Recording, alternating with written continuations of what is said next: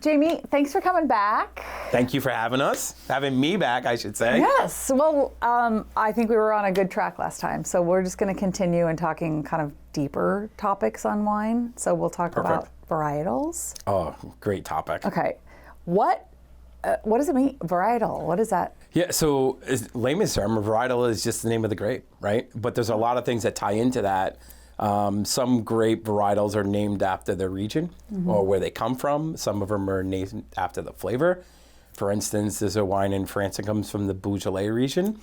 It's called Gamay. The wine was called that, named that due to the fact that it had a gamey flavor, and they like to eat gamey birds with it. So that's where the name came from on the bottle. So a gamey wine. A gamey wine, gamey bird. Like they're kind of blend together. Have you tried this? Oh, it's fantastic. Every year this wine comes out for Thanksgiving. It's called Beaujolais Nouveau. And they release it the third Thursday right before Thanksgiving. It's pretty famous. Good stuff. But yeah, varietals are the grapes. So Chardonnay, Malbec, Cabernet, all those great things are the actual varietals of the wines. Okay. And I guess that was my next question, is what are the various wine varietals, or how many are there? So Italy has 1,000 alone. Oh my gosh. Yeah, so we can start with that. There are so many of them, and a lot of the varietals are named, there's a lot of indigenous varietals of certain places. So there's so many vast, but the majority kind of play with about 10 or 12 that they really stick to that we're kind of commonly known. So, but I guess the good thing about wine, the more you explore, the deeper you explore in the other territories, you can kind of see what they're a part of. Like South Africa has their own special wine. Italy's got their own wine. So there's this really great wine that grows in the Puglia region of Italy called Primitivo. In Italy, it's a Primitivo. In California, they call it a Red Zinfandel. Oh, wow. It's just the same grape. Okay. It's the grandfather to Red Zin, which was grafted in Italy and brought over. So the wine goes really deep, and I think that's the fun part of it. Yeah. It's really cool. Here within our kind of, I guess in the Pacific Northwest, we have certain, obviously, smaller pool of varietals. We do, and a lot of that is weather-based. Yeah. Right? Because in Oregon, we have the Willamette Valley, which is the largest growing region, or AVA, which is American Viticulture Appellation. So basically, in layman terms, it's a farm zone, which is designated for growing grapes. It's 110 miles long and 70 miles wide. It's the largest AVA in the United States. But if you go down south, we have Applegate, which is, and Rogue, which is all rocky. Okay. So it's just different areas, different things. So because we have different weather patterns, and Oregon has these great microclimates. That's what I You could have sun here and rain here, which is kind of cool. But if you're a farmer, it sucks. Yeah. But the great thing about that is that we can grow certain varietals in areas like in the valley. We grow a lot of Pinot Noir, a lot of Chardonnay. They really love warm days and cool nights. And if you live in Oregon, you know that it gets really chilly at night. Yeah. And the grapes just love that. It's to the point where the way they trellis or the grapes, the leaves, they actually trim them up so that the wind can get underneath and cool them down. It's really cool. But down in Southern Oregon, it gets so hot, the grapes get ripe so fast that they get big, bold Cabernets down there. Okay. It's great. Oregon offers you everything, and does the Pacific Northwest. Oh my gosh. Okay. It's fun. How do you keep all this in your head? You know I drink a lot. You have to drink to learn, so that's what I do. Are there any consumer perceptions around varietals, and I guess, is a Chardonnay a lower class varietal than a Malbec, or? So that depends on the person, right? So let's break down varietals a little bit deep so we can have a conversation. Yeah. So everyone's familiar with Cabernet Sauvignon, right? Yeah. What a lot of people don't know is that Cabernet Sauvignon is actually a blend of two grapes, and it's made into one now.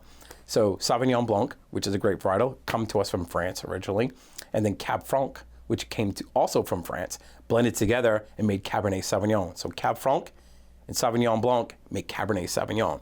So there's a lot of detail that goes into that. So Cabernet was always held to the highest standard. Okay. It came from Bordeaux, it was part of the Bordeaux blending, and then Merlot emerged, and then we all saw the movie Sideways. We know what happened with Merlot, and then Pinot Noir came up. So to answer your question in a long way, I think all wines are based on the consumer. Yeah. There's none better than the other. It's all about what you like, right? There's Chardonnays that are $300-400 out there. There's Cabernets that are $6,000 out there. there's $8 Chardonnays, and there's $9 Cabernets. So I don't think that way. A lot of it is based on your environment, where you're eating, the people you're with, Sure. like all that happy stuff, Yeah. Yep. you know? What about for beginning wine drinkers? What are a couple of the varietals that you recommend, especially if I'm not typically a beer, or I'm typically a beer drinker. Well, you're a not beer always drinker. I am a beer drinker. We're a total but- beverage company. So, But it's what's my entry, my gateway yeah. varietal? I can tell you that 90% of the people get into the wine business or wine world drinking with something sweet. Okay. Moscato, Riesling, that's sort of the entry level, and that's because it's an easy transition to drink, right?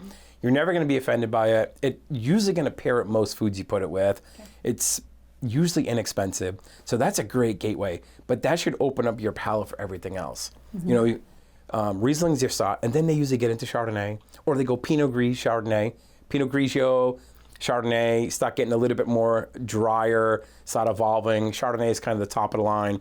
And on the red side, it's usually Merlot, because Merlot tends to be a little bit more fruit forward, a little bit brighter, has that little bit more sweet tones to it. And then they get into the Cabs, and then the Malbecs, and the Pinot Noirs, and it just goes on and on and on. The great thing is, you'll never run out of varietals, because there's so Sounds many like varietals here. You can drink forever. Right. You just got to travel the globe and drinking wine. But we can't find all those hundreds and hundreds of varietals here, right? I mean, I'm sure we can at small little, maybe some bottle shops here and there, Sure. or wineries. But yeah, I mean, you can walk to the store and you can look for a Blauburgunder, which is just an Austrian Pinot Noir, but they call it Blauburgunder instead of Pinot Noir. So you can kind of find that stuff locally if you spend some time searching, and go to the big wine shops will have them, and it's fun to explore and try it out. And I highly recommend reading the back of the label.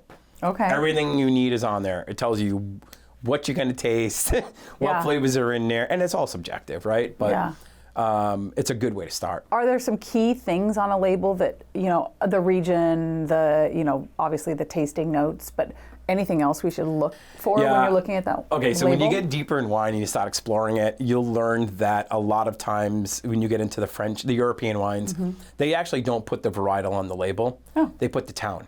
Okay. And a lot of that comes to the fact that they're really proud of that town produces that grape. Or they'll put the sweetness level, like I was talking about the Gamay, it's called Beaujolais on it. It doesn't say Gamay anywhere on the bottle. So you'll have to learn and kind of understand the regions. And, we can talk about this segments later, but each region, each area, each terroir is going to give you a flavor that you like. But it's good rule of thumb is when you're looking at wine and you don't want something that's overly sweet, look for the higher alcohol. The higher the alcohol, the less sweet.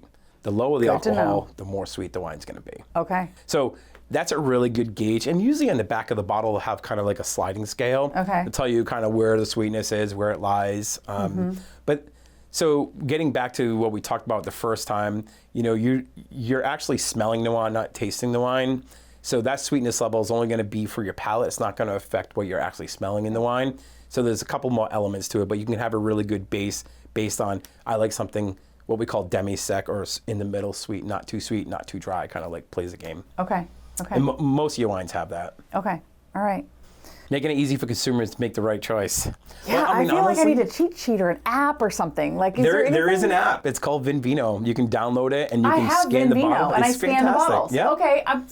You're in the right I spot. feel really good about myself right now. You feel good? Yeah. You feel like you could be a wine connoisseur? No, not at all. No, but you I are. do feel like the app has helped me, but I didn't know, like, it was the first app that I found. I use it. Okay. I use it all the well, if time. you I mean, use it- honestly, it allows me to remember something I like. Yeah. I spend, let me rephrase that. I drink a lot of wine. I spend a lot of time exploring wines. It's fun for me. It's my passion. Yeah, It's what sure. we talked about. But you forget. Yeah. I'm not 20 years old, right? So you forget what you drink, and you can also add notes to it. And keep in mind, like, when I'm tasting a wine or trying a new wine, I'm buying for the region. I'm buying for the terroir. So if I'm buying something what? for terroir, it's a territory. Okay, thanks. Okay, thank you. I need a So pen. if pen I'm and buying paper. something from Alsace, France, I'm looking for that flavor. So if I don't particularly like that wine, it's not necessarily the region. It could be just that wine, and I'll still try something from that region, and I add notes to it. And Okay. wines that are grown across the street from each other can taste completely different. Sun, rain, weather, the angle of the sun, it can change absolutely everything. It's just like beer with hops. Yeah, True. Where the hops are grown make a Totally. difference in what Yeah. you taste Right. and what you add. Yep, what you add. Okay, well, anything else on varietals? I mean, we can talk about varietals forever. We can go really deep and talk about all the fun stuff. And, Yeah. you know, I talk about how in France everything started there and worked its way all over. Malbec, we talked about Malbec area. I touched base on that. Malbec was a grape originally from France. It was one of the grapes they used to make Bordeaux. So everyone's seen a Bordeaux. Let me explain what that is a little bit. Yeah. Bordeaux is a region in France. There's a left and right bank, and they're on the opposite side of the river. Based on where they're grown, determine what side of the bank, how much of each varietal they put in. Malbec and also Carmenere were grape varietals that were put in these wines, usually with Cab and Merlot, as a blender. They're kind of filler. They adds a little bit of flavor, but in the years past, in the 70s and the 80s, France and pretty much all of Europe had a really bad disease problem. It's a little bug called phylloxera, and it eats the vines. It eats the roots. So a lot of these people in France and Italy, they packed up and moved to Chile and Argentina. Chile and Argentina, for some reason, do not have a disease problem at all. It's not chemicals. They're just in between the mountains and the ocean, kind of like in a valley, kind of like what we have here in Oregon. We don't really have phylloxera here. So they took everything and moved it there. So all those grape varietals that came from France are now grown in Chile and Argentina. And that's why Malbec comes from Argentina. Only because in the 70s and 80s they had disease problems and they left their families, picked up and left. Oh my gosh. The wine world is so cool. Have you been down there? I have been down there. It's very cold in Argentina. Yeah. And Chile is really cool. Yeah, Yeah, Chile's a great place. I've been very fortunate to see some cool places. I think the best wine region has been South Africa.